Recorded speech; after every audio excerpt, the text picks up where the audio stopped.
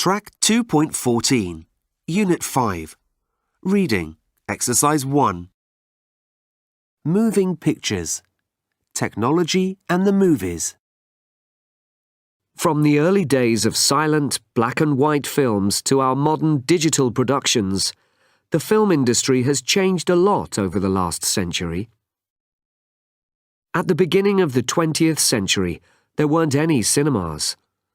When a travelling picture show came to a town, people usually watched the short films in a tent. The first permanent cinema was Thomas Talley's Electric Theatre, which opened in Los Angeles in 1902. By 1907, there were more than 4,000 cinemas in the USA, where audiences watched silent comedies, dramas, and news stories, with a pianist providing music. Colour films delighted viewers when they started to replace black and white films in the early 1920s. But it was the introduction of sound between 1926 and 1930 which really revolutionised the cinema. Genres like musicals and horror became popular, as film producers could include songs, dialogues, and sound effects in their talking pictures.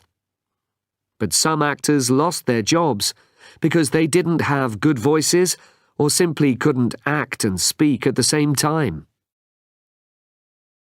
There were various experiments with 3D and with films with smells, smell-o-vision, in the 1950s and 1960s, but they weren't very successful. Film technology didn't change much until the 1970s, when surround sound became popular. This made the movie experience more realistic, because sound seemed to come from all directions. After that, the next real revolution came with computers. Filmmakers can now create very realistic special effects, and computer-generated images have had a big impact, particularly on science fiction films and animation. These days, digital projectors produce clearer images, and as 3D technology improves, films will seem more realistic. It's also possible that with future technology, we'll be able to connect our bodies to special cinema seats and feel the same emotions and sensations as the characters on the screen. But will we really want to do that?